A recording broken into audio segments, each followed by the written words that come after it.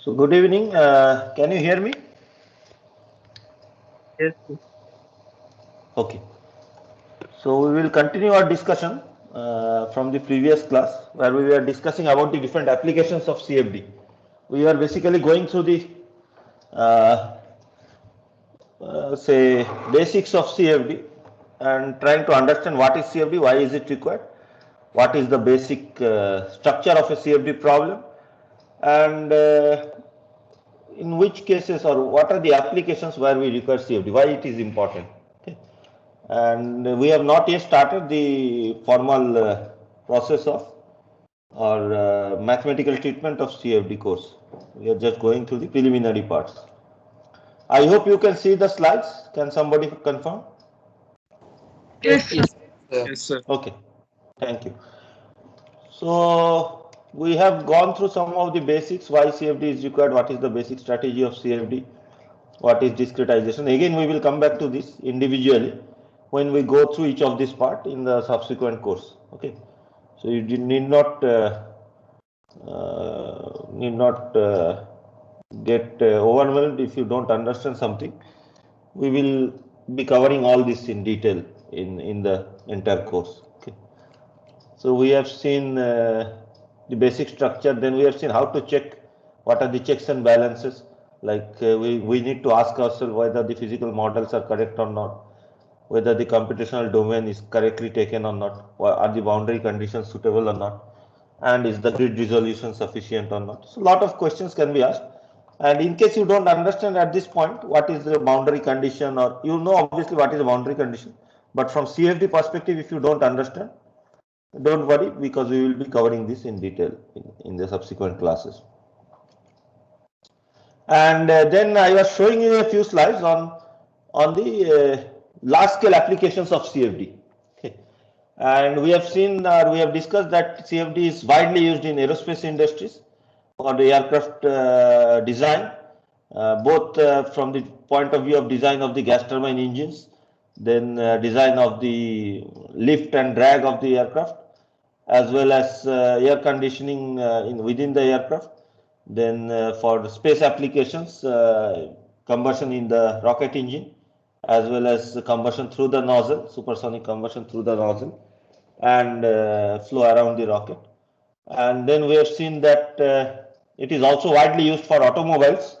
So all the automobile companies which are working in India and abroad have CFD team, and these are used for various parts of automobile design, starting from external aerodynamics. So for high-end cars, external aerodynamics is important. How much drag is generated. So to increase fuel efficiency, you need the drag to be as less as possible. Then how much downforce is generated. Better downforce means better grip, so less chance of skidding on the road. Okay. Then similarly, undercarriage aerodynamics, we have also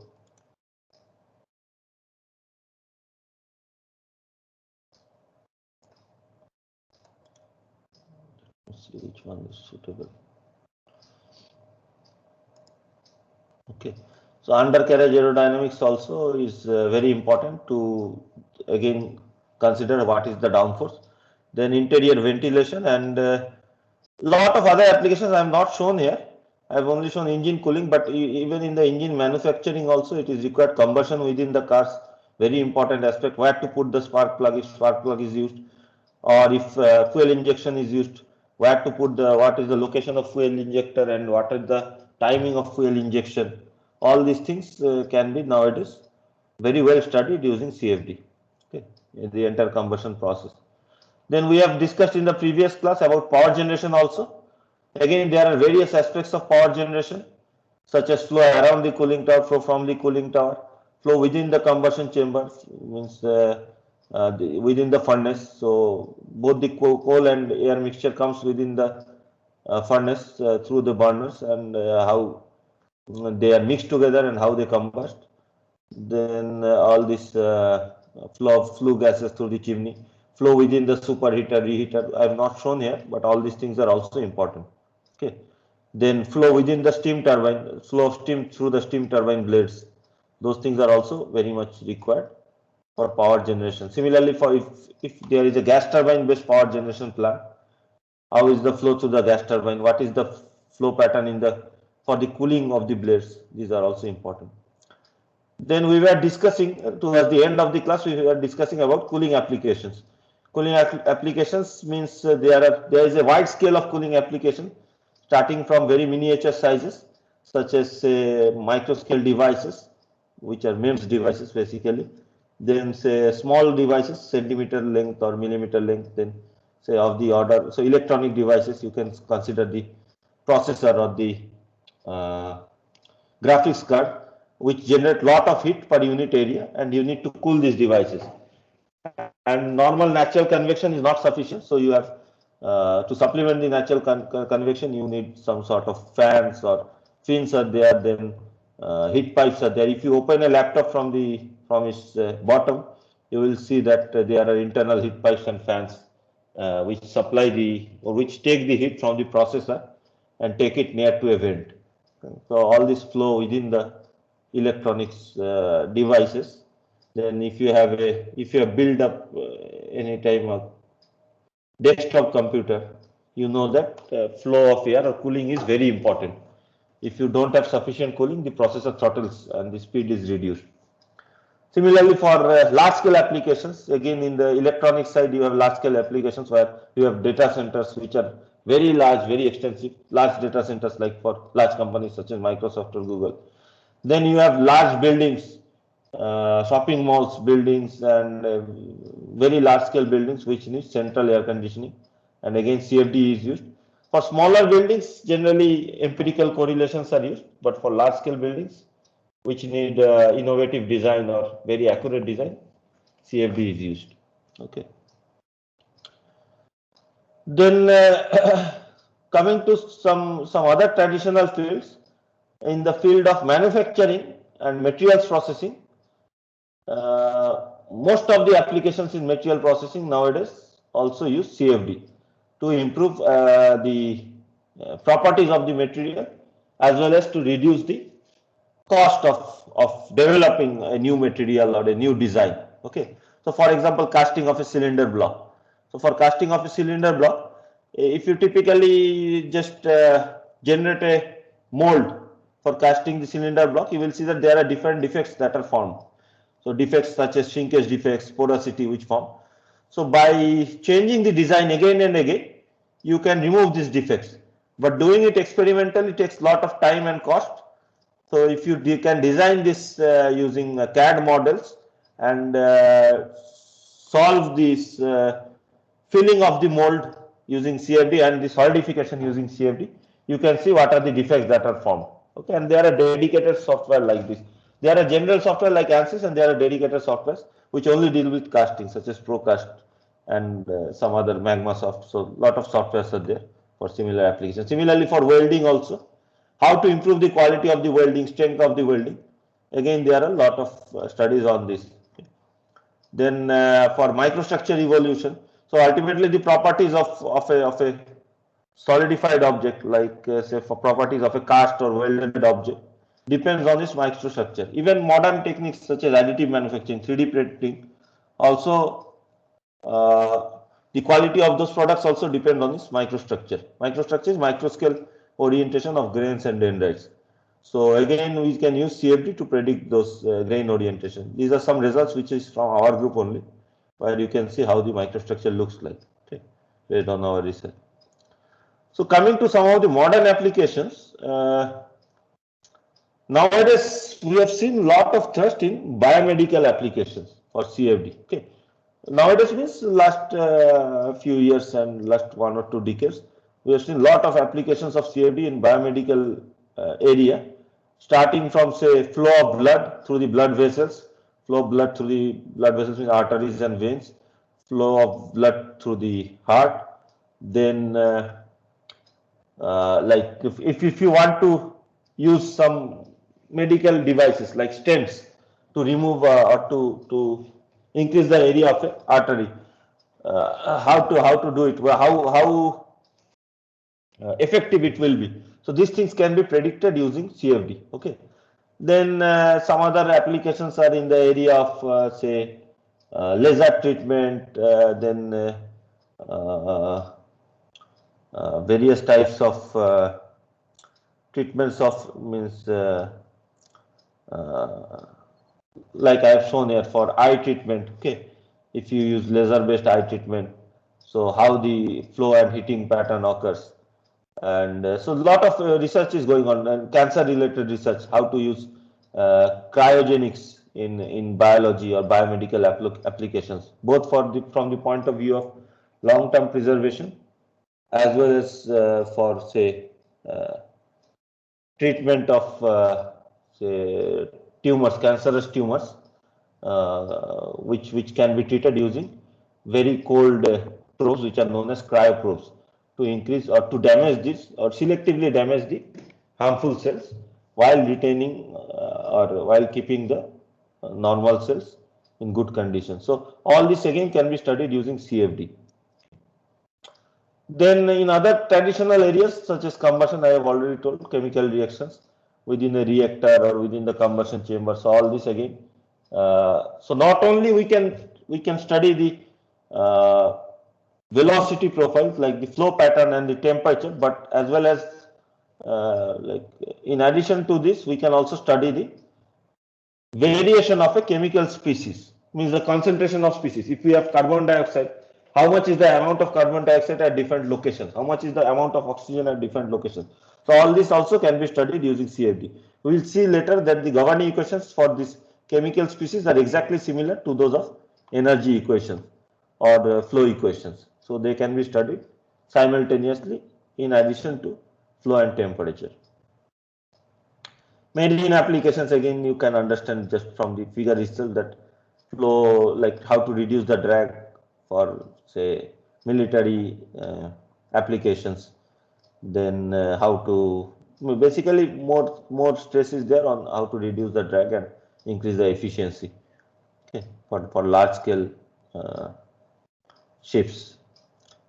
Then again there are diesel either there are nuclear power plants or there are diesel engines within the ships, and for those also we need CFD studies.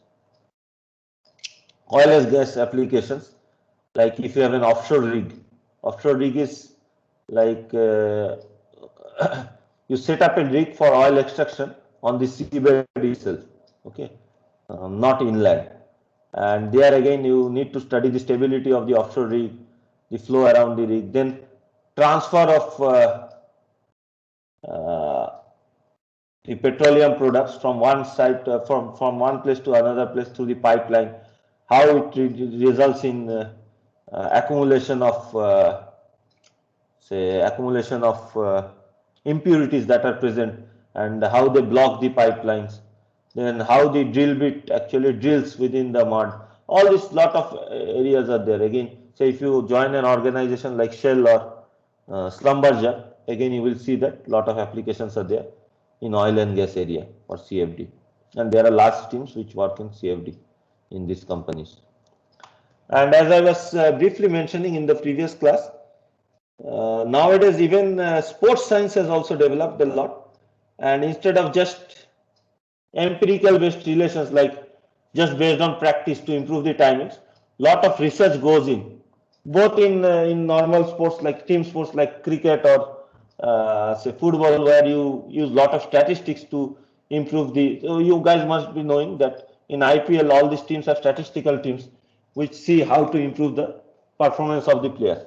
So not only statistics, but CFD is also used for many sports, such as for athletics, particularly for swimming, then sailing and other sports, where you need to reduce the drag, and you see how to develop better and better techniques to reduce the drag and to improve the timing. Even for running, what will be the body posture, things like that. So lot of science actually goes on nowadays within even within improvement of sports also, and there are CFD teams which are working in this area.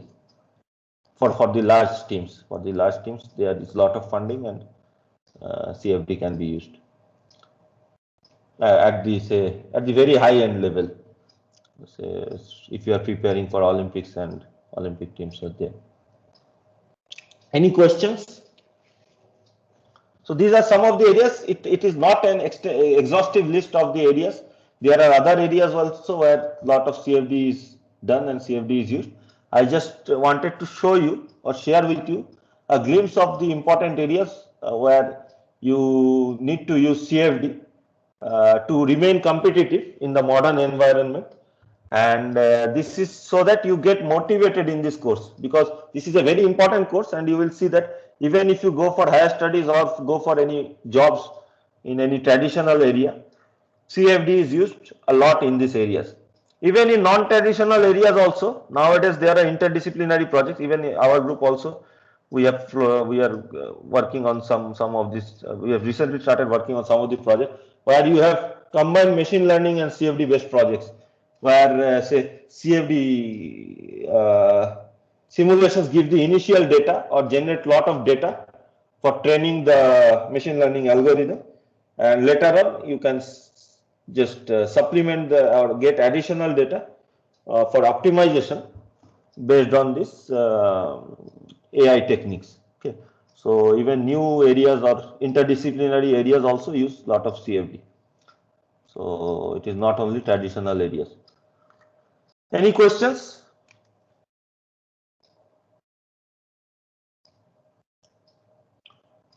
So there are some limitations as well. We have seen a lot of advantages of CFD, then how to use CFD, and we have seen what are the applications, and I have given you a very bright picture of CFD. But CFD needs to be supplemented using traditional techniques like experiments and analytical calculation also. And there are some limitations. We have seen some of these limitations when we were discussing previously.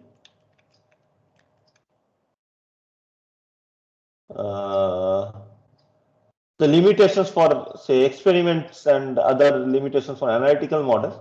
So similarly, any technique will have some limitations. So CFD, there are limitations which are related to different aspects of the CFD modeling. So some limitations are limitations based on the physical model itself. Okay, so if the process is too complicated, there may be limitation in the model that you develop. Means you cannot replicate the actual experiment or actual process at a very accurate level using CFD. Okay, so the model itself is not very accurate, and in those cases you will get some inaccurate results. So for example, if you are not sure about the exact process that is going on, say somebody wants to develop a model for the evolution of a star from its birth to its say demise, and the entire process that occurs starting from the birth of a star from a say some accumulation of gas to its say fusion phase, and then to supernova explosion, and then formation of like a neutron star or white dwarf or whatever is the depending on the mass. So for any of these processes, the physical model itself may not be very clear, or it may be getting evolved with time.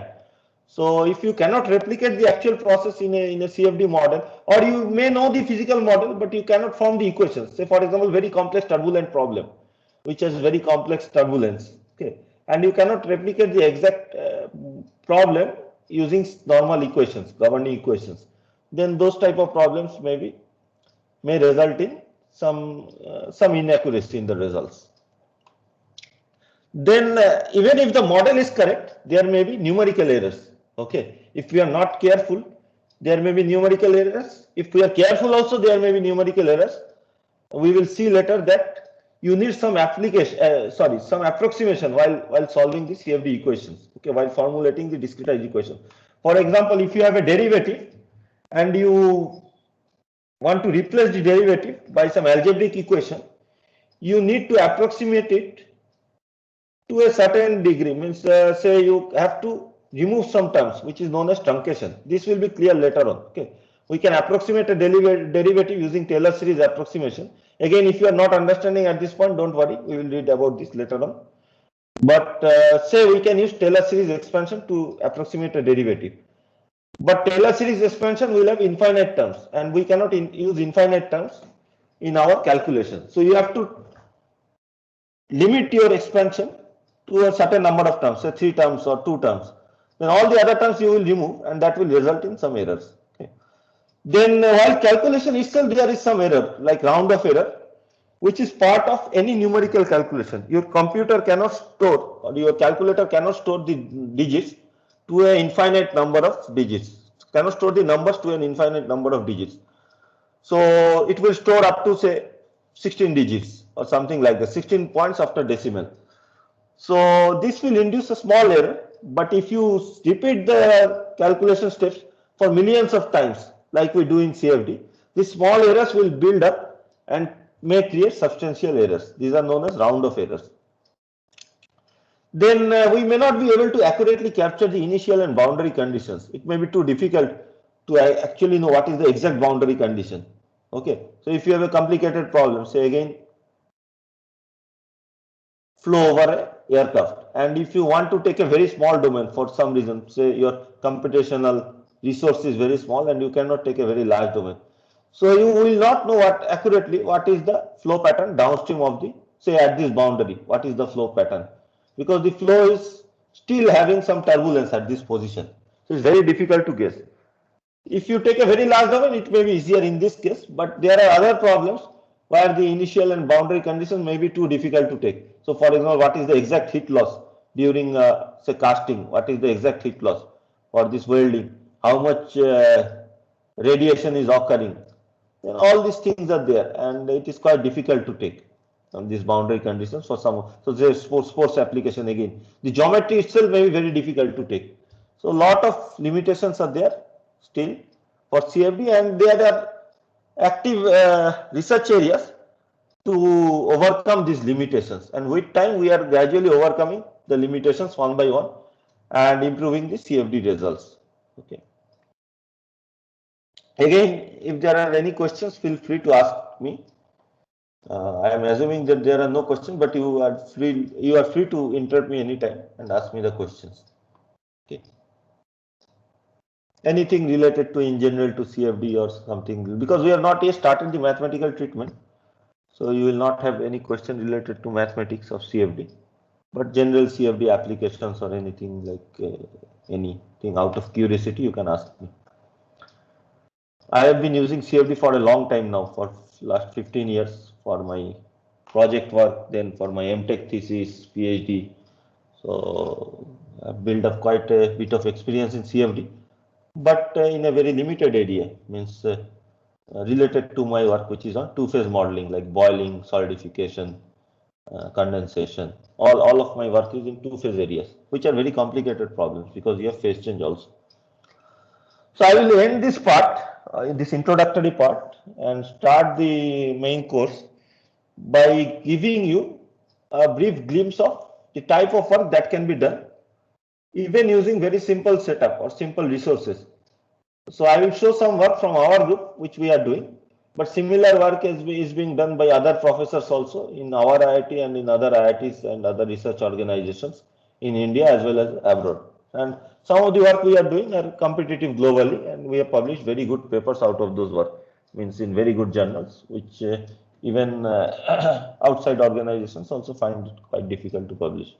But remember that similar type of work is being done by other professors also, and even groups in our department. Our school has very good CFD and fluid flow groups. Like our group is working. Then Dr. Rath's group is working. Dr. Das also partially works with Dr. Venugopal. Dr. Bhumkar also does a lot of CFD work. He is also an expert in CFD. Dr. Shashidhar, Dr. Srinivas. So everyone is working on in some area of CFD related to their application. Okay. So all these are multidisciplinary work. So as I was saying, I will show you some examples from our group. So a couple of our students are working in additive manufacturing, which is a very hot topic nowadays, which is 3D printing, basically 3D printing of metals and alloys. Instead of 3D printing of polymers, which is now very well established, if you want to do 3D printing of metals and alloys, it is quite difficult. And there are various laser-based systems for doing 3D printing of metals and alloys. And we want to know what is the strength of this type of products which are developed. And we are doing very preliminary study, both modeling as well as experimental study. And these are the results of some of the modeling studies. So for example, if you change the cooling rate is the change of temperature with time. we can see that we get different microstructure. Microstructure is the grain structure at the microscopic level. So if you take a metal or alloy and put it under a microscope and see the structure, you will see that it is not a simple plain structure. You have certain structure which are known as grains. You must have studied in your materials course. Okay, so these grains are visible, and we can predict how these grains will form with time, and also what is the distribution of different alloying elements. So this is one area which we have done a lot of good progress in recent years. Similarly, individual grains, how they form, we can predict very well. Different types of microstructures. So a lot of students are working in this area. Then another area, like I was saying, the application of laser. So with application of laser, how the melting process, and then how the solidification process, and what is the grain structure. This is one area. Then if you have a moving laser for 3D printing, where you have layer by layer solidification, how the laser moves and how the melting process with time, and what is the final grain structure. These are the things which we can predict. Couple of PhD students are working in this area. Some MTechs also have done work. These are too complicated for BTech students, so I don't float project in this area for BTech because we have very limited time. Some of the other interesting areas where we are getting lot of interest from other groups also, and we have published very good papers in recent times, are in the area of energy storage, very relevant area again in recent years. And actually BTech and MTech students have done a lot of good work in this area. And in the last 3 years, actually 2 of our BTech students have got the best thesis and best project awards for BTech final year projects on same area of energy storage. Last year also one student got the best BTech thesis and best research award, and couple of years back another student got the best thesis award.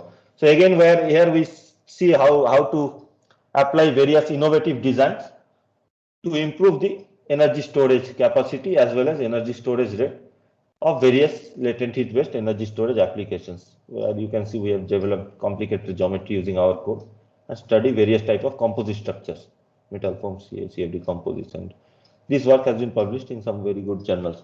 Similarly, other areas nowadays I have not shown here because of lack of time. We have published some good works in treatment of cancer cells using CFD. Recently, we have started working in that area in collaboration with Dr. Rath. And some other areas where we have done quite good work are boiling applications. So this is from our group. Similarly, other groups like Dr. Bhumkar also works in areas related to noise generation, then turbulence. Then Dr. Venugopal works on aerofoil structures, how to improve, get innovative designs, new designs for developing greater lift or lower drag. Then again, Dr. Rath works on boiling applications and energy storage with me. Dr. Srinivas also works in areas related to atmospheric cloud formation, not very like fully related to CFD, but still some areas. Then Dr. Shashidhar works on CFD related work on microfluidics, say transfer of oil and water droplets through microchannels. So a lot of work goes on in this area in our department as well as in other department, in other schools in other institutes in India as well as abroad. So this is just a brief introduction on CFD. So if there are no questions, we will now start with the actual topic or actual subject of CFD, and we will go through the basics as I have outlined in the first class. So what we are going to do is we are going to go in a very structured way, first through the basic conservation equations, then through a brief introduction of partial differential equation from the point of view of CFD, not very mathematical treatment, but what is the physical behavior of different types of PDEs.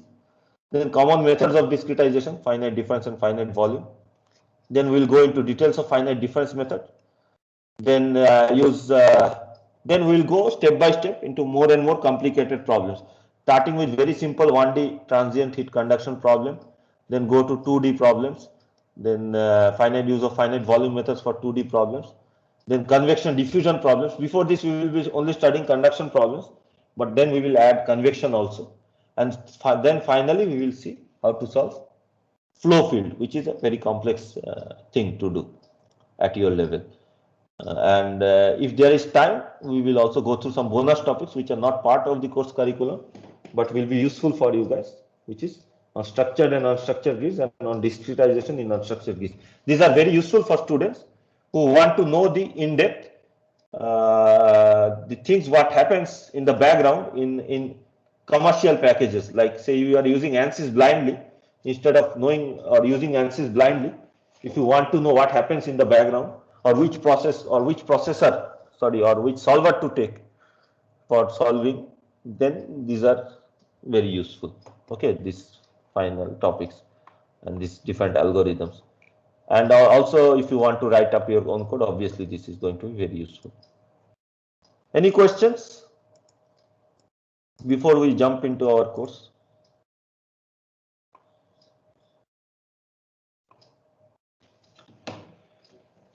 Still some time is left today, so I think if everyone is fine, we will start with the basic conservation equations. So these are some handwritten notes. I don't know whether I have uploaded them in the portal or not. I have not yet done it. So let me do it now, right now itself. You can download them from here, from the file section of your CFD course, and go through the basics. So first part of the notes, do not follow any book, because it is an amalgamation of the theory that is present in different books. But from the say mid portion and the later portion of the course,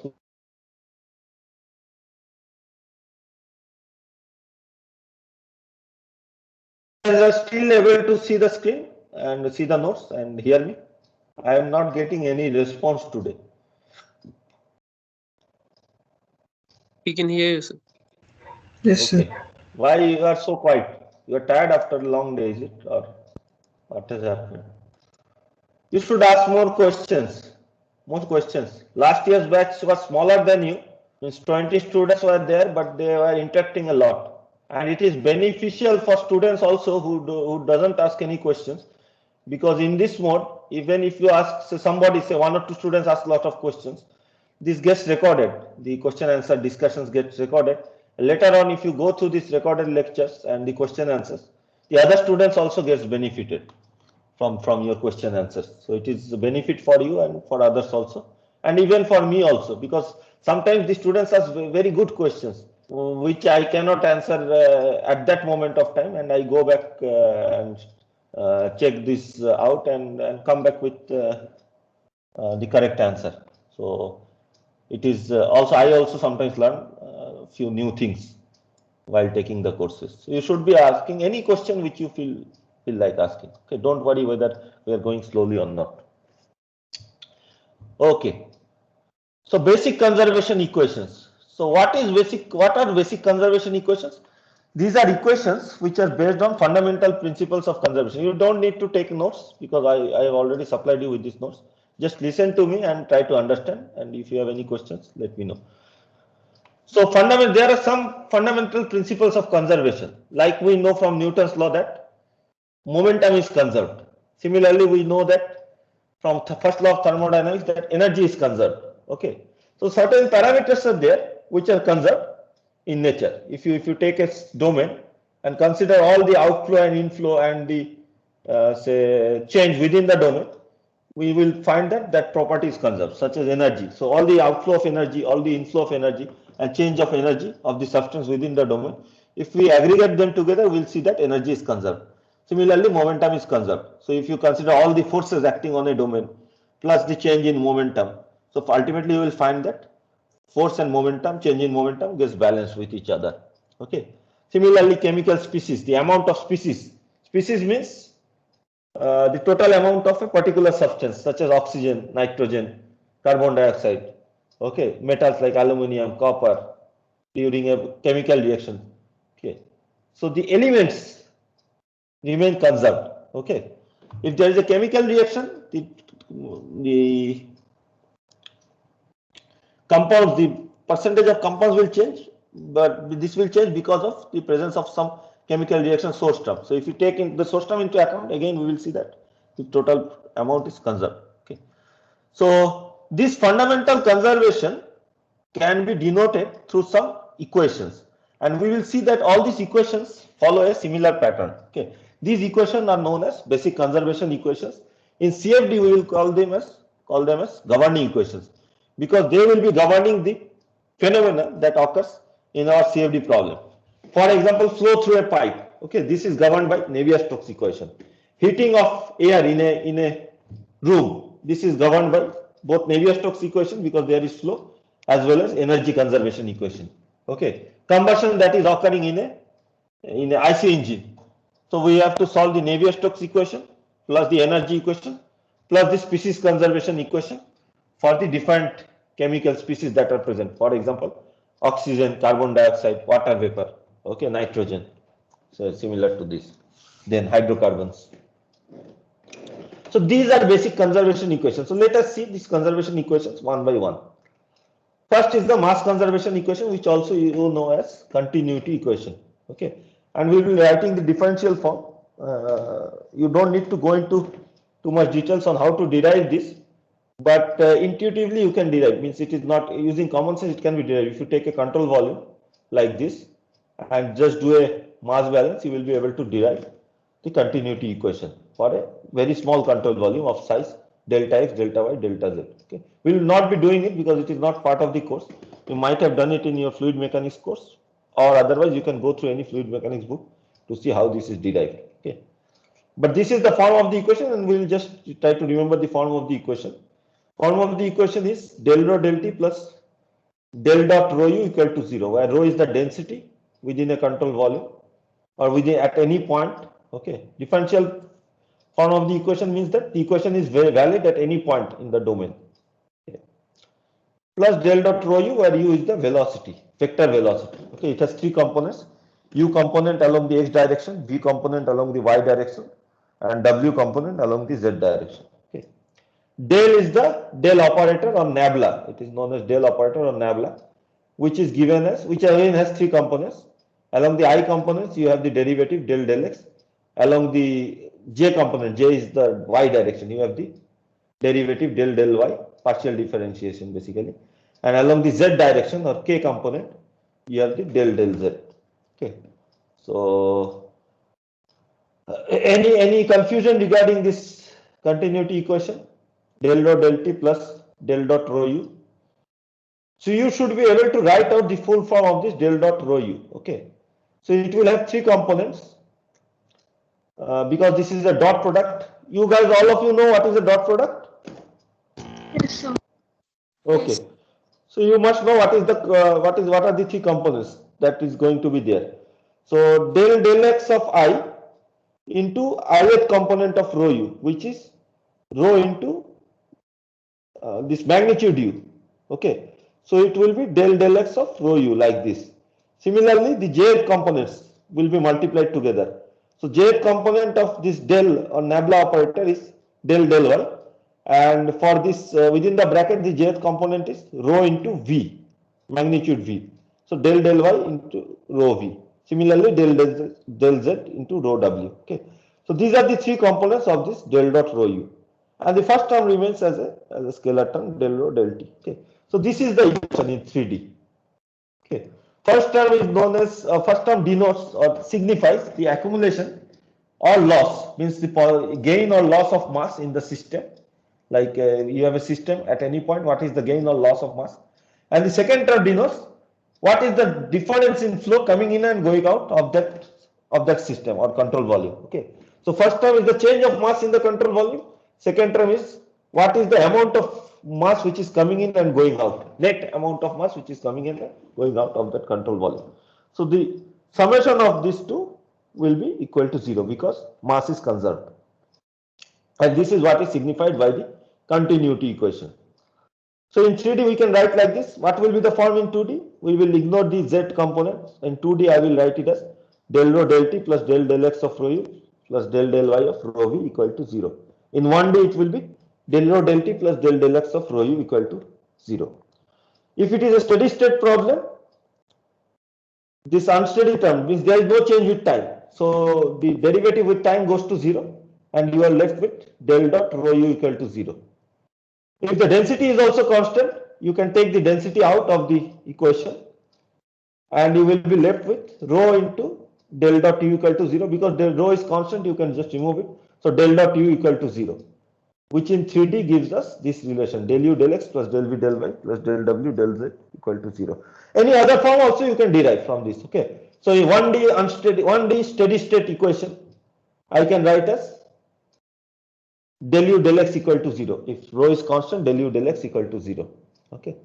So this is our mass conservation equation or continuity equation, and it is required for solving the flow, because we have one additional parameter, pressure, where there is no equation, and we will be using the continuity equation to derive an expression for pressure, to find the pressure. Although it does not have any pressure relation here, we will be using some clever algorithms to relate this continuity equation to the pressure, and this we will study towards the end of the course, before the end semester. Okay. Is it clear up to this point, or is there any confusion? These things will be very important. You need to remember this, at least the basic conservation equations. If it is a complicated conservation equations, radial coordinate system or cylindrical or spherical coordinate system, I will give you the equations in the question paper. But for the simple equations, you need to remember this. Okay, it is very important, because these are very, very widely used. In any application, you will need this equation. Okay. Yes, some question was there? Somebody was asking. Someone's mic was on.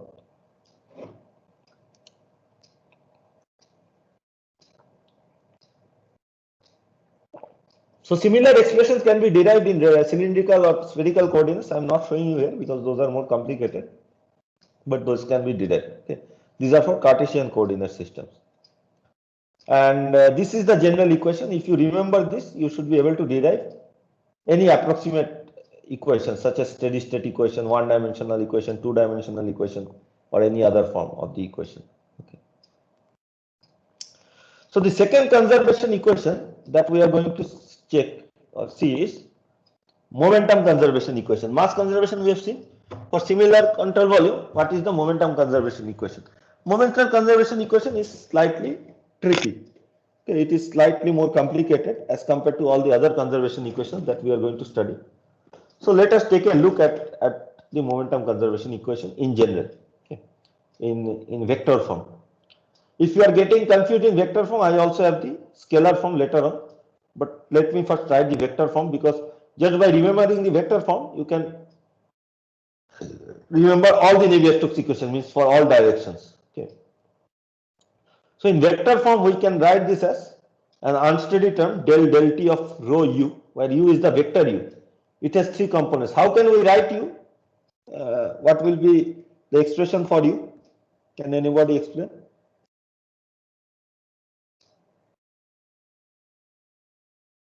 In terms of I, j, and k, how will we write u in terms of vector u in terms of I, j, and k? Where I, j, and k are the unit vectors along x, y, and z direction.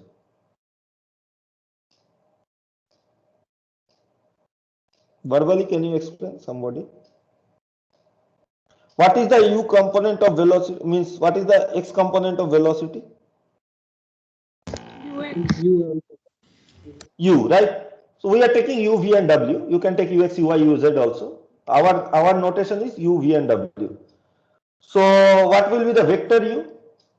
Vector u is equal to UI plus UI cap plus WK. Yes, correct, good. Ui cap plus vj cap plus wk cap. Okay, ui cap plus, so basically instead of this you have ui cap plus vj cap plus wk cap. So del t of that is quite difficult, so you will have three separate terms. Okay, three separate equations for that, and I will show you one of the equations. You can derive the other equations. So at this moment, just remember that this is the unsteady term. Similarly, we have a convective term or advective term, del dot rho uu. Both the u's are vector u's. Okay. Again, this is a very difficult term to understand at the beginning.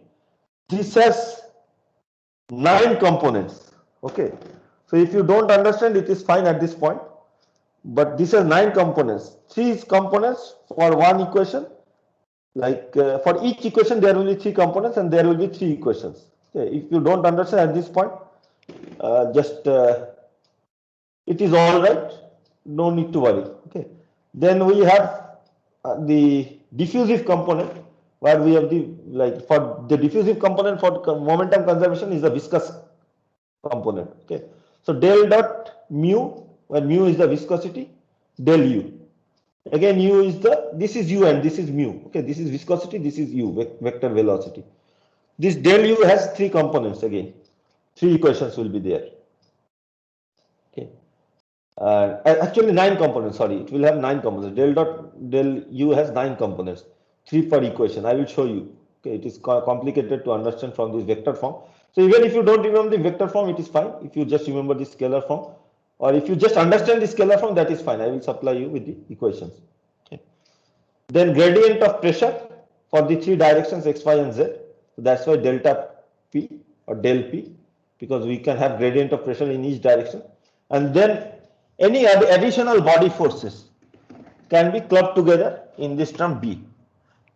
Can you give some examples of body forces? Gravitational force. Gravitational force, good. Any other force? Magnetic force is good. Any other? Current. Yes. Gravitational force, electromagnetic force, centrifugal force. Okay, whatever is felt over the entire body. Centrifugal force also is a body force. Okay, there can be other body forces also. So anything which is not part of these terms and which is not a pressure related force will be part of body forces. There are 2 types of forces, body forces and surface forces. Surface forces are only felt at the surface or boundaries, and body forces are felt over the entire body. Okay, so if I have a fluid in a piston cylinder arrangement, and if I push the piston, then the fluid which is on top near the piston will feel the force. It is like a surface force. Okay, but now if I accelerate this fluid, if I accelerate this piston cylinder arrangement with a certain acceleration a, it will feel a body force m into a, similar to gravity. Okay, so this will be a body force. So this is the distinction between body force and, or if I rotate that piston cylinder arrangement with a very high speed, angular speed, it will feel a centrifugal force. The fluid in the piston will feel a centrifugal, within the cylinder will feel a centrifugal force. So that is actually a body force. Okay. So this equation, as you can see, it might be difficult for you to understand at this point. If you have studied maths in a proper way, you should be able to, if you have understood the vector notations in maths, then you should be able to derive this individual components of this equation. Otherwise, you can just go with the components that I have written at the bottom. So this single equation is actually 3 separate scalar equations. Okay, this single vector equation is actually 3 separate scalar equations, one for the x direction, one for the y direction, and one for the z direction. And we call them as x momentum equation, y momentum equation, and z momentum equation. In 2D, there will be 2 momentum equations, x and y momentum equations. Okay, so each of these momentum equations are the Navier-Stokes equations in the form that I have written. There can be more general momentum equation in terms of shear stress, but we have not written those. We have written in terms of viscosity. So these are and the Navier-Stokes equation. So this is the sum total of Navier-Stokes equation, and individual Navier-Stokes equation can be written like I have written here for the x direction. Let us take a look at the x momentum equation today, and we will stop after this. And you should try to derive the y and z equations in a similar way to the x equation. Okay, I have not written them here, but you should be able to derive them, which are analogous to the x direction equation. So the x component for the x equation, the component for this del t of rho vector u is del t of rho into scalar u velocity component. Okay. Then this del dot rho UU, these double vectors, it will generate three components in this x direction equation. Okay, the first U will supply the individual components U, V, and W. The second U will have only the U component of velocity. Okay, so del x of rho UU plus del y of rho VU plus del z of rho WU. Okay, so one of the velocity component is changing, the first one. The second one is not changing, it is only U. Second one will change for the second equation. So can anyone say what will be the first component, first convective component for the y direction equation? What will be the first convective component for the y direction equation?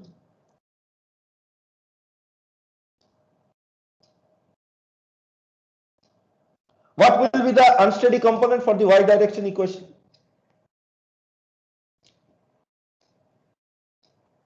So dou by dou t of rho v.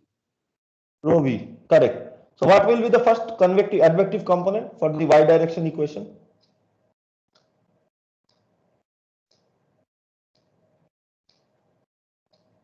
Look at these three components and tell me. These three are for the x direction equation. So similarly, there will be three components for the y direction equation and three for the z direction equation. So what will be, well, what will it be for the y direction equation? So dou by dou x of rho v square. That will not be the first component. Okay, that will be the second component. Rho UV. Rho UV, rho Yes, V square, first one and rho WV.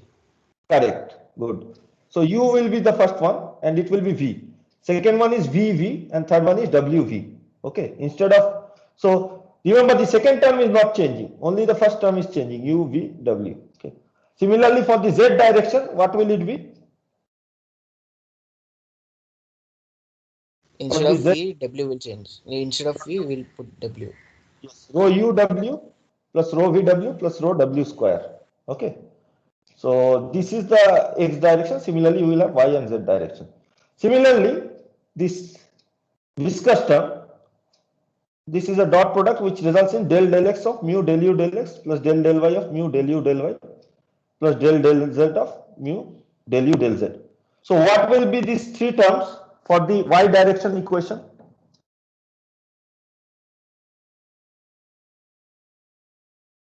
These three terms have come from this term. Okay. So for x direction equation, these are the three terms from this term. So what parameter is going to change for the y direction equation? By looking at the screen, you can tell me. Instead of U, V will be there. Will be there. Everything else will be similar. So del x of mu, del v del x plus del y of mu, del v del y. So all the u will become v, and for the z direction, all the u will become w. Okay. Then this term, what will it be for the y component?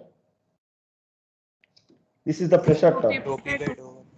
Rho p dou y, and the body force will be by. So if any body force is there along the y direction, this can be zero also. May say, for example, gravity may be there in the y direction, but no gravity in the x direction. So bx may be zero, but by may be some value. Yes.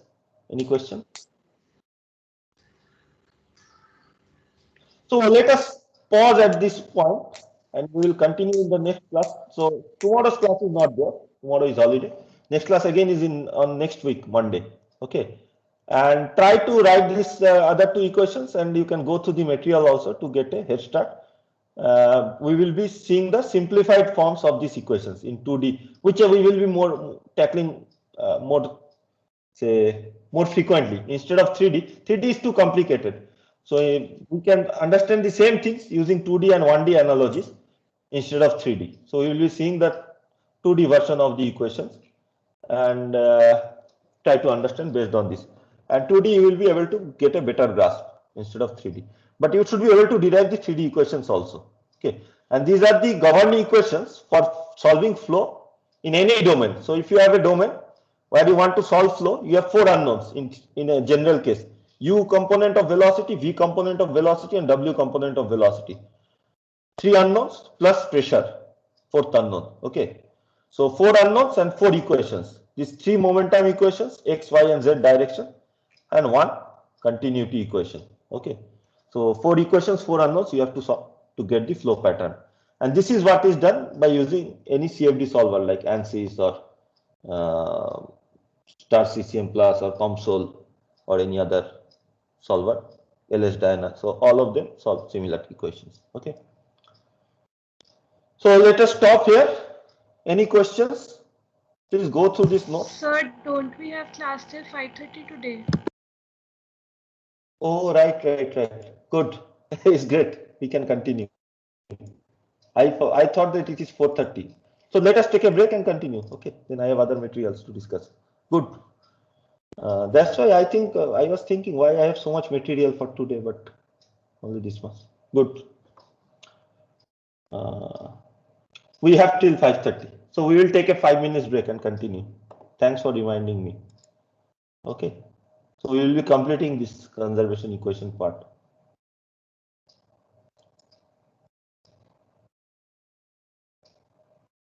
So 5 minutes break and we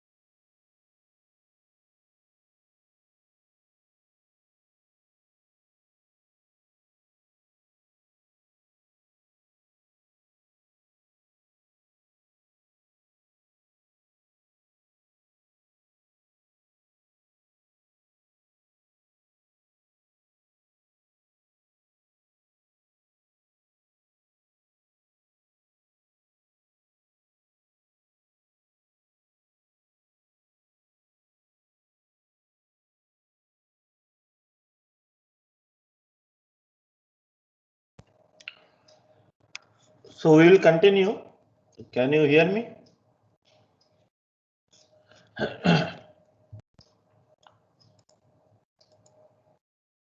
What has happened? Everyone left?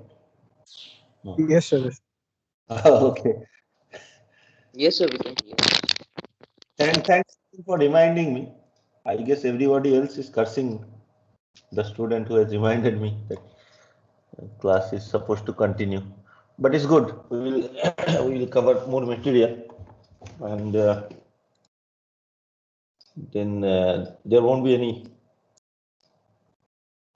like will be there in studying this, because we have to break in between a topic.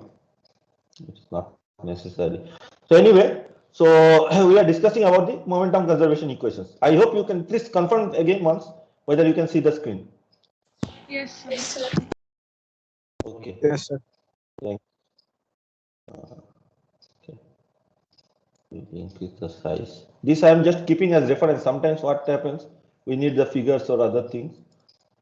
So same notes I like to keep open in another window, okay, so that if sometimes if you want to refer to it, it's helpful. So this is the form of the equation. Okay. Any confusion regarding this? So the first term, let me just explain once. First term is known as the unsteady term. These next three terms are the advective or convective terms. Okay. Then these three terms on the right hand side, first three terms on the right hand side are known as diffusive terms. In this case, these are viscous terms, but in general, in CFD, these are known as diffusive terms. They account for the diffusion that happens. Diffusion, you know what is diffusion? What is the difference between diffusion and convection, advection?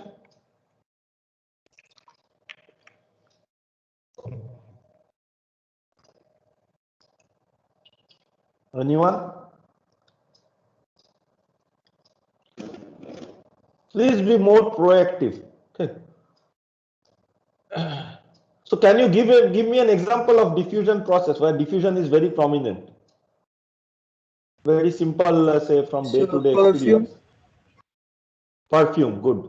So if I spray some perfume in a room and there is no wind that is flowing in the room, okay, say I spray some perfume at the corner of a room and the fan is switched off, AC fan, everything is switched off, no airflow in the room. Still the person who is sitting at the other corner of the room, after some time, will get the fragrance, right? Fragrance of the perfume. So how that those molecules of the perfume have traveled from this corner to the other corner? This is because of diffusion. How does it happen actually? Just going away from this CFD course, but just as a general knowledge. So say I have a room where there is no flow of air at all, totally static. Okay, no convection, no natural convection, nothing is there. Fully static room. And I spray some perfume at one point, or just even I don't spray also. I put one drop and it evaporates at that point. How will this molecule, these perfume molecules, reach the other corner of the room through diffusion? Means what exactly is causing the diffusion to happen?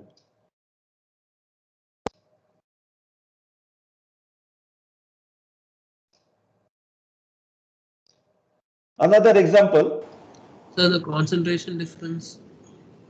Concentration difference is true, means from macroscopic perspective it is true, it's good, but physically what is happening means concentration difference is there, right? At one point very high concentration is there, at other point zero concentration is there. That is the driving force mathematically. But how these molecules are feeling that concentration difference, means how they know that they have to move from one side to the other? Random motion. Random motion, good. Brownian motion. Okay. These are moving because of Brownian motion.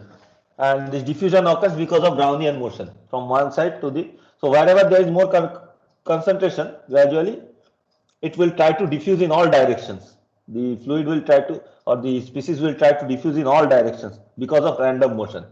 So ultimately it will reach all the corners of the room. Same thing happens if you drop of ink in a static, say jar of water. You have water in some tumbler or in some mug, and you drop a drop of ink, and there is no convection in the water. Still, the ink will spread with time, and this occurs because of diffusion, Brownian motion. Brownian motion, actually, you guys must know what is Brownian motion. So, because of Brownian motion, this happens. Okay, diffusion. There are other mechanisms of diffusion also, but this is the most prominent one. So, this is diffusion, and what is the main difference with convection? Can you say in terms of? So convection is the process of heat transfer. So the molecules move in order to transfer the heat among themselves. But diffusion is a process in which the molecules have kinetic energy or a momentum in all in some random direction, and then they will impart their kinetic energy to another molecule due to the collision effect, and thus it follows. Correct. Correct. It is correct from the perspective of heat, but same thing can be applied to any other thing also, like species. So for heat transfer energy, what you said is correct. Means convective is the large scale movement of heat from one side to the other, or actually it's the large scale movement of the molecules itself from one side to the other because of some driving force. So molecules of say air are moving from the fan towards the ground. Okay, and diffusion is due to collision, energy is being transferred. So there is no large scale movement, there is only small scale oscillations or small scale movement around the point. But same is true even for other aspects also, like species or say viscous effects also. Momentum transfer also means viscous effects means momentum transfer also. Diffusion of momentum occurs due to viscosity. So all are analogous. Okay. So these three terms are the diffusion terms, and the top three terms are the advection terms. They are present for each equation, as we will see later. Okay. It is not only for convective transfer for only heat transfer. Convective movement or advective movement can occur for other things also, like species. Like if I have say the same ink drop, but now there is flow of water, then the ink drop will spread faster because of convection. Or the same perfume example that you have given. If I spray perfume, but now I have a fan which is pushing the air, the fragrance will transfer faster in a particular direction because of large scale movement of the molecules.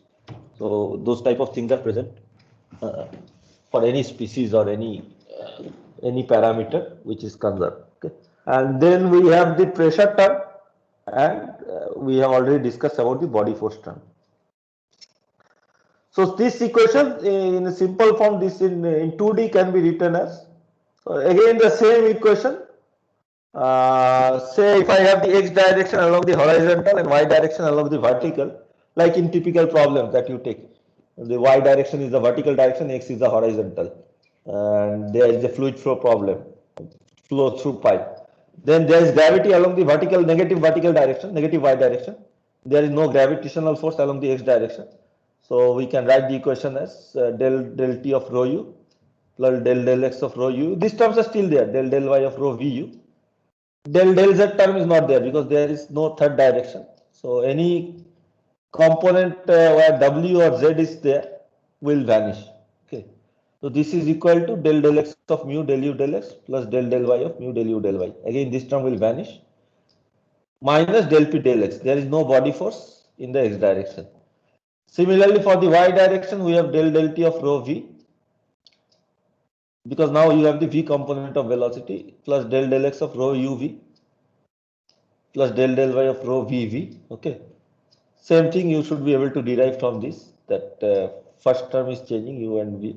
Second term it was u here, and now it will be v for all the terms.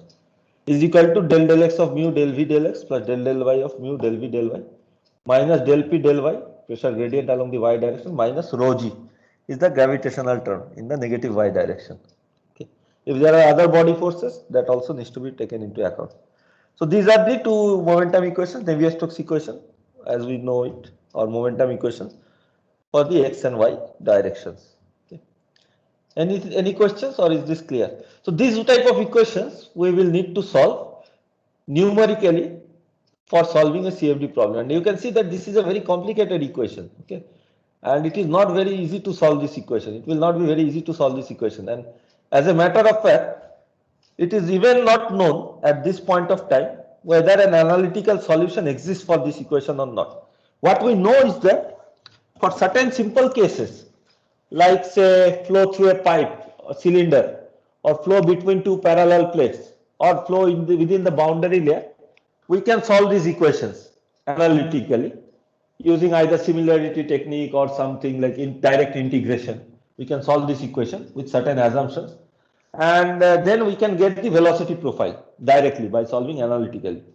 But if it is a general case, say fully term flow is there in a room and all the terms are valid, all the terms are present in 2D or 3D, particularly 3D. So it is, so nobody has found an analytical solution for that, and it is also not sure whether an analytical solution even exists or not. And this is an open problem. This is one of the famous problems known as millennium problems. There are 7 millennium problems. There is a prize of $1 million if anybody can solve this problem. Okay. So one of the problems is this problem. So whether Navier-Stokes equation has a closed form solution, analytical solution, and there are some other aspects of the problem, but we will not go into the mathematical details of this. Okay.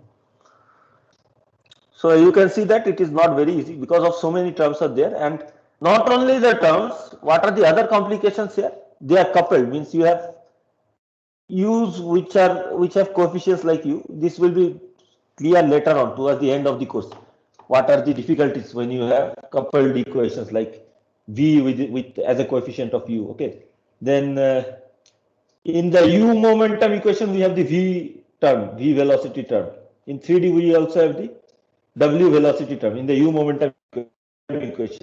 So you need to solve all the equation together. Then the pressure is there and it is unknown. So it's a very difficult equation to solve. Okay, because of non-linearity, because of coupled nature, and because of the unknown pressure field.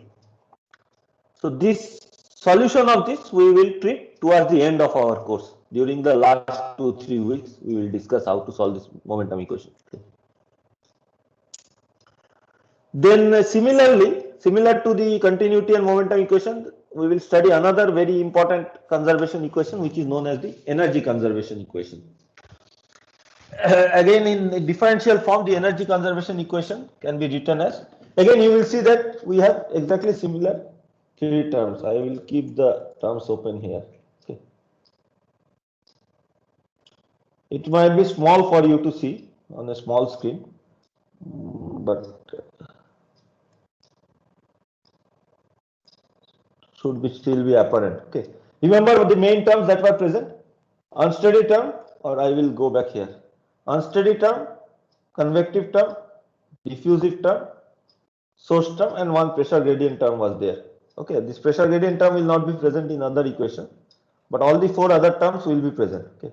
So for energy conservation, the enthalpy of the fluid is conserved. Okay, and we can write the energy equation in general form as del T of rho h, where h is the enthalpy of the fluid, plus del dot rho UH. It need not be fluid, it can be solid also. In solid U will be 0, but it can be a simple conduction problem. Del dot rho UH is equal to del dot K del T, where K is the conductivity, plus if there is any heat generation or heat removal term, that source term needs to be taken into account. Okay. Again, the form is similar. You have an unsteady term, convective term, diffusive term, source term. Okay. Only thing is that the pressure term is not there. H is the enthalpy, general enthalpy. So for a two-phase problem where both liquid and vapor is present, enthalpy will consist of what? For a two-phase problem, what will be the components of enthalpy? Can anyone say? What type of energy does this? Like what are the different types of energy that a fluid can possess? One is sensible heat, right? Due to its temperature. Then it can also possess latent heat. Also something related to chemical reactions, but we will not consider that here. So in general, for a two-phase problem, we write it in terms of H, which consists of both the sensible heat part plus the latent heat part. But if we simplify it for a simple sensible heating problem where there is no heat, no phase change, no boiling or condensation or melting or solidification, we can just write this enthalpy H as Cp into T. Okay, Cp into T, which is the sensible heat, sensible energy. dH is equal to Cp dt. H can be Cp into T with respect to some reference point. Is it clear to everyone why H is equal to Cp into T? Or you must know from thermodynamics, means this is by definition dH is Cp dt. Okay, for sensible heating. So if I replace that here, we get del T of rho Cpt. What does this term? What will this term bring? This will be divided into 3 terms, right? Because of the dot product. Del x of rho u Cpt plus del y of rho v Cpt plus del z of rho w Cpt. And on the right hand side, you will have again 3 terms. Del x of k delta t del x plus del y of k del t del y plus del z of k del t del z. You can write and check this plus source term sh. Okay. Now, if I take rho and Cp to be constant, I can remove the rho and Cp. You just have to compare this equation with this equation. So I can remove the rho if density is constant outside this, and similarly H is Cp into T, so I can remove the Cp also. So I will be left with only T. Okay, rho Cp outside. So rho Cp del T del T. I will take the rho Cp to the other side. Okay, so we will be left with del T plus del x of ut. Remember, rho and Cp has been removed and taken to the other side. Plus del y of Vt plus del z of Wt is equal to del x of k by rho Cp. K was already there. K by rho Cp is alpha. Alpha is the thermal diffusivity. Plus del y of alpha del T del y plus del z of alpha del T del z plus Sh by rho Cp. Is this equation clear to everyone? This is the general form of the energy equation. Okay, this is the general form of the energy equation where there is no phase change. If there is phase change, it will become more complicated. But for our course, we are not going to consider phase change. Okay. Now, if you remember this equation or even this equation, you can simplify it for different cases. I will show you a few examples, but you can simplify for any other cases. For example, if I consider steady state, this first term will be 0 because there is no variation with time. Steady state means there is no variation with time. So this is 0. We'll consider this general equation. Okay. Now 2D. 2D means any variation with z direction is 0. So we are left with del x of rho u Cpt plus del y of rho v Cpt from these 2 terms is equal to, on the right hand side, del x of k delta t del x plus del y of k delta t del y plus sh. Okay. This is the 2D steady state energy equation or energy conservation equation. If rho and Cp are constant, you can take out rho and Cp and bring it to the other side to divide k by rho Cp so as to get diffusivity. If rho and Cp are not constant, you cannot bring them out of the derivatives. 1D equation also now you will be able to write. Okay, 1D equation or 2D equation without any convection, without any flow, like a heat transfer in a solid iron bar or heat transfer through the wall. That also can be solved using CFD. And in fact, those are the type of problems that we will start solving using CFD initially, because those are the problems which gives us a good fundamental idea about how to start writing codes for CFD. Okay, and as I have explained to you, for this course you have to write 1 or 2 codes as an assignment, as well as you have to do some project work in individual project or a team project. Okay.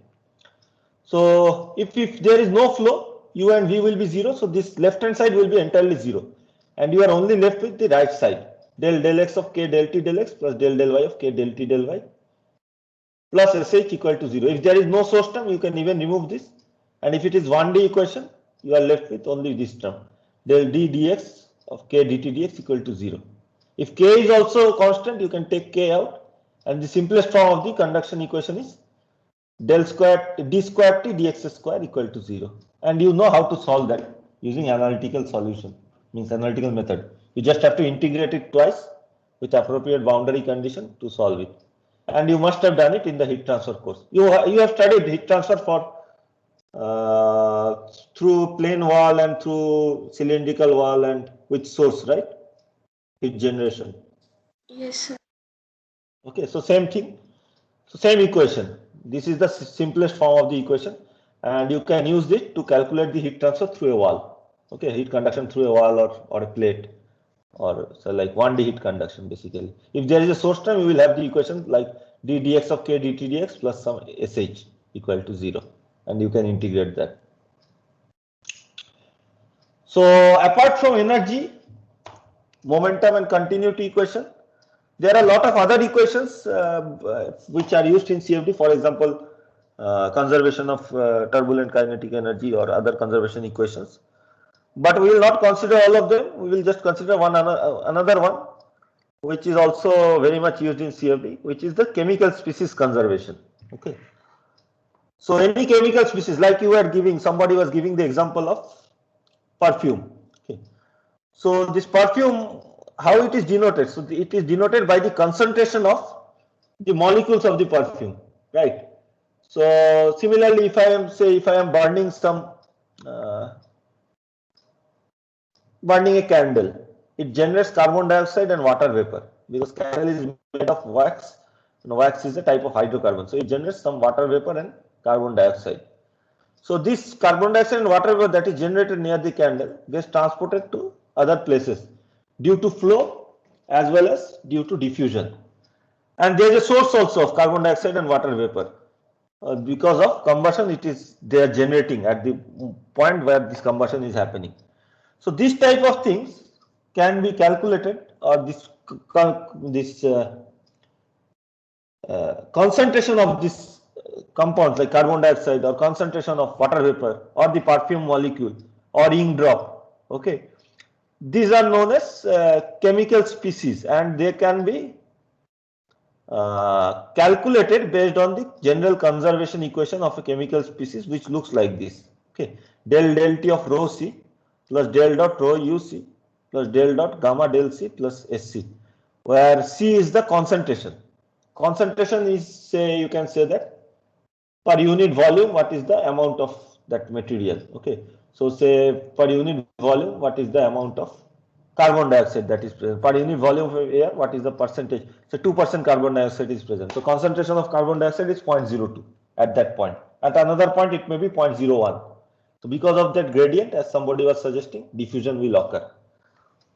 But if there is flow, because of flow also carbon dioxide will move around. Okay. So C is the chemical species, and there can be many chemical species. So for combustion products, we know that among the products, carbon dioxide is a species, water vapor is a species. Then among the reactants, oxygen is a species. Nitrogen is also a species, but nitrogen does not react. Okay, so it will still vary within the domain because of flow. So somewhere nitrogen may be less, somewhere may be more because of flow, but there won't be any source term or sink term, but it can still vary because of diffusion and flow. So similarly, other things may be there. Okay, so many chemical reactions, or one chemical reaction can have many reactants and many products. So each of them needs to be accounted for using a chemical species conservation equation like this. So if you look at this equation and the energy equation, okay, take a look at these two equations. You will see that they are exactly of the same form. Del T of rho C, here it was del T of rho H. Instead of H, I have C, concentration. Del dot rho UC, okay, del dot gamma del C, gamma is the diffusivity, plus SC. Okay, so if you consider this equation, sensible heating, you have almost similar form of the equation. Maybe some terms like density and other terms are there, but the form is similar. So you have an unsteady term, convective term, diffusive term, and a source term. Same as the energy equation and the Navier-Stokes equation. You can see even the Navier-Stokes equation also has similar form. Del T of rho U plus del dot rho UU del dot mu del U. So this U bar should be there. Okay, this is a mistake. This is a vector U. Similarly, here it is present. Okay. Please note that.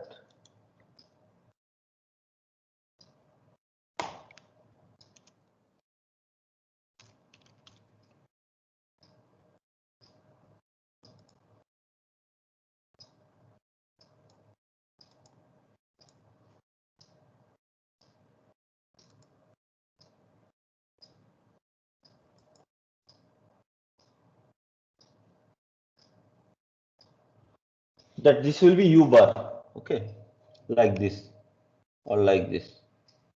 So only thing that is changing in the is the variable. So in the momentum equation, the variable is the vector U, and for each of the momentum equation, this is the scalar U, scalar V, scalar W. Then for the energy equation, this is T, temperature, if you consider sensible heating, otherwise H, and similarly for species equation, this is C. Gamma is the diffusivity. It denotes how fast the diffusion is occurring from one side to the other, and it depends on the size of the molecules or size of the atoms, and different chemicals have different diffusivity rate. Okay, so one ink drop may diffuse faster in water as compared to another ink drop, and we have seen this type of things. Okay, so for example, you drop a droplet of oil in water, it will not diffuse much because it is not very miscible. But if you drop ink, it will diffuse very fast. Okay, so there are different rates of diffusivity. So I have written here example ink drop in water. So after going through these 4 types of equation, what are our common observation? Our common observation is that all the equations are of the same form. What is the form? There are 4 terms: del del T of rho phi plus del dot rho U phi equal to del dot gamma del phi plus S. Okay, where phi is the conserved variable. This phi can be velocity magnitude U, velocity magnitude V, velocity magnitude W, temperature T, species concentration C. Okay, so all the equations are of similar form and has an unsteady term or transient term del del T of rho phi. So you can just replace the phi with the appropriate variable. It can be C, it can be T, or whatever. Then we have an advective or convective term. Then we have the diffusive term. Again, you can replace the diffusivity with the appropriate term. So for species conservation, this is the diffusivity. For energy equation, this is the thermal diffusivity or conductivity, depending on how we formulate the equation. For momentum equation, what is gamma for momentum equation?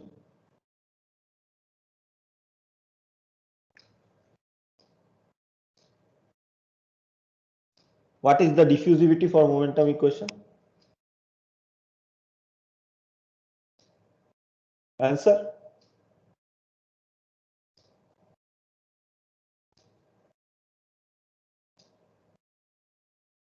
Are you clear about this equation or you are not understanding this?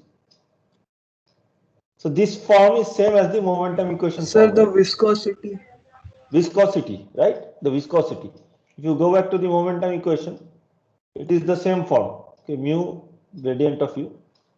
So it is the viscosity is there, and any source term. So in momentum equation we have gradient of pressure plus other source terms. So any source term for heat generation, there can be heat generation source term. For chemical reaction, there can be species source term and the heat generation source term. So burning of a candle, if I try to solve this problem using ANSYS, so or using any, you write your own code, so you have to consider lot of things, right? You have to consider the equation for flow, because there may be flow from one side of the room, because fan may be rotating in the room, so there may be flow in the room. Then chemical reaction of the candle, so wax, which is some sort of organic material, hydrocarbon, is reacting with oxygen to generate CO2 and H2O. So what is the rate, what is the negative source for the hydrocarbon, what is the negative source for oxygen, what is the positive source for CO2, what is the positive source for water vapor. So 4 species equations you have to solve, 5 species equations, even nitrogen also you need to solve. 4 equations actually. If you have the concentration of the 4 variables like oxygen, nitrogen, water vapor, oxygen, water vapor, hydrocarbon and carbon dioxide, 100% minus the concentration of the 4 variables will give you the 5th variable. Okay, so automatically you will get nitrogen, because all the variables together will form 100%, right? So 4 species equations you need to solve. Then energy equation also you need to solve to study the heat generation. So energy equation will have a source term, positive source term in that example. Then flow equation will also have, Navier-Stokes equation may also have a positive source term at that point, because solid is getting converted to vapor, there is a change in volume and that is generating a flow. like as if there is a flow pattern generating there where the combustion is occurring, because there is a large change in volume from the solid to the vapor to the gas phase. So similarly, we can see that any problem we have to solve all these governing equations, and all of them have the same pattern: unsteady term, convective term, diffusive term, and source term. What is the significance of this finding that all the governing equations have the same pattern? Can we use this information in a positive way? What if I can develop an algorithm to solve the energy equation using CFD? Say I have worked for a long time on research in this area, and I have developed an algorithm for solving the energy equation using finite volume method, which is one of the methods of CFD. So now what will be the advantage of knowing that all the equations are of similar type? I can use the same method with maybe slight modification to solve the species equation also, to solve the momentum equations also, and any other equations, right? Is it clear to everyone? Yes, sir. Yes, sir. Yes, sir. Okay, this is one advantage. Second is that if you write a code, okay, say you have written a code for solving that problem of candle combustion, okay. So now I can write an algorithm for solving the energy equation by properly taking into account all the aspects of energy equation: transient term, diffusion term, advection term, and source term, and then supply that. So let's say I have developed a solver for that, okay, and I supply that solver with that what is the boundary condition and what is the diffusivity. So diffusivity for temperature, and what is the parameter? Parameter is temperature. Then the solver will solve that follow that algorithm and give me the temperature for the entire domain. Now the same solver, I can, instead of supplying temperature, I can supply the concentration, and instead of thermal diffusivity, I can supply the species diffusivity, and use the same algorithm in a loop. I can just run it again in a loop. I don't have to write additional code also. It will give me the concentration. So I have 4 species equations. So same thing I will run again and again 4 times in a loop, and supplying each time the concentration of each of the components, and I will get the final solution. Similarly, for momentum equations, same expression again I will run, okay, again and again 3 times to get the u, v, and w component. But I need to supply some additional information for the momentum equation, which is not so easy. But you get the basic idea that once we can develop an algorithm for this general conservation equation, we have achieved a long, or we have proceeded a long way towards solving a CFD problem. Now we can just fine tune this algorithm for the different equations and use the same algorithm again and again for solving each of these conservation equations. Any other conservation equation also will have similar form, where you have a transient convective term or diffusive term, and anything which does not fall within these 3 terms can be put as a source term cleverly. Okay, so for example, I was saying about the phase change problem, like boiling is occurring. Okay, so for boiling there will be some latent heat generation, or latent heat not generation, latent heat will be taken by the liquid to change into vapor. So that it cannot be directly accommodated within these 3 terms of temperature. So that can be put as a source term. Similarly, any other terms can be put. Source term can have multiple variables. So I can make a general source term solver, and source term can have multiple terms. Okay. So this is the advantage of formulating all the conservation equations in a similar manner. Okay. And it is not that we are formulating in this manner. It is the basic nature of the conservation equations are such that we are able to get this type of equations. Okay, it is not that arbitrarily we have defined these equations. Because of the nature of conservation, this type of equations have evolved for the physical processes that we are going to study. Some notes also I have given, some general discussion like we are discussing. You should remember these discussions also. So let us take a look at the equation. The general conservation equation is a coupled system of nonlinear is a coupled system of nonlinear partial differential equation. Okay, so general conservation equation, when I write here, it means that all the conservation equations I am thinking together, means the flow equation, energy equation, okay, whatever is required for a problem. Even if it is only flow equation, you have coupled equation, like you need to know the v velocity for solving the u velocity equation. Similarly, for solving the energy equation, although you are solving for temperature T, what is the energy equation? Even though you are solving for temperature T, you need to know the velocity u and v. Okay, so this u and v needs to be obtained by solving the momentum equations. Similarly, for solving the momentum equations, you have certain parameters like viscosity, which may depend on temperature. And after solving the energy equation, you will get the temperature, then you need to calculate the new viscosity and then solve the momentum equations. All these equations are coupled together. Okay, this is a coupled system of equations. Non-linear. Non-linear means the coefficients, like say the term u has coefficients which also have the u value. Okay, this non-linearity will become clear when we discuss about partial differential equations. But it means that there is like these terms are not linear functions of u, v, w, t, etc. Okay, so the energy equation is linear, but these momentum equations are non-linear. And these are partial differential equations because you have partial derivatives, more than one partial derivative. So these are partial differential equations. Okay, so as a result, they are very difficult to solve analytically, except for very simple cases, as I was just explaining. Like flow through a cylinder, we can solve. Flow over a flat plate, we are able to solve.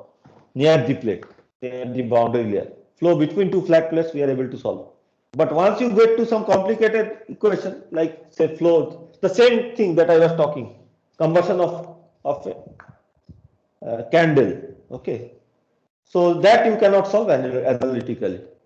And general closed form solution has not been found till now, and it is even not clear whether general solution exists or not. Means whether it is possible also to find it or not. Means that itself is not clear. So if it was clear also, then also finding the solution may be difficult. That we know that solution is there, but we are trying to find the solution. But itself is not clear whether solution, closed form solution exists or not. Okay, it's a very difficult mathematical problem. So lots of mathematics people actually work on Navier-Stokes problem and other problems like this. Okay, so it's a very important research area for mathematics research students and research faculty. So what is the consequence of this? Consequence is that we need numerical solution for most of the cases. We cannot solve using analytical methods. So there is no other option but to use numerical solution like CFD algorithms, finite element, finite difference method or finite volume method for solving these equations. So we will finish with this part slightly early today. So what is the basic strategy based on this learning of the equation? Any problem that is presented to us, we will first try to understand what is the physics of that problem. Okay, as I was saying about the conversion of this candle. Let us consider any other problem. Okay, you have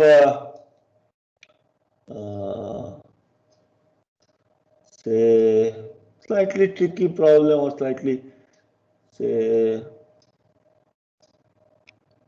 water in some container, and you are mixing something to the water, okay, and also heating it up. Okay, so there is diffusion also, and there is change in temperature also, as well as change in the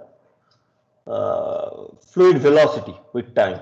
Okay, so once we have understood that what are the parameters which are changing, for example, velocity is changing with time, temperature is changing with time, and concentration of the material that we have put in the water. So say we have put some salt in the water, okay, and the salt is getting dissolved and is getting like it is diffusing as well as convecting in the water, okay, and we are heating the water. So we know we first identify what are the variables. which we need to solve for. Then we go to the basic conservation equation for these variables. For example, in this case, we will have the continuity equation. It's a 3D problem, so 3 momentum equations, the energy equation in 3D, and the species conservation equation for one of the components, either salt or water. If you get the species concentration for one, say you know that at one point salt concentration is 10%, automatically you know that water concentration will be 90% there. Okay, so like this. So then the strategy is that we formulate all the equations in the standard form. Okay, so try to bring all the equation into the standard form so that the same solution procedure can be used for all the equations. So standard form is this form. So we will try to bring all the equations in this form, and whatever is not fitting within these 3 terms, we put as source term. Okay, and then we use the same algorithm for solving each of these equations. Just we will supply different variable values phi, and variable factors like gamma and density and other factors will be changed according to each equation. So it involves developing standard methods for solving or for discretizing the unsteady, convective and diffusive terms, and putting all the remaining terms as source term. Remember that source term need not be the actual source.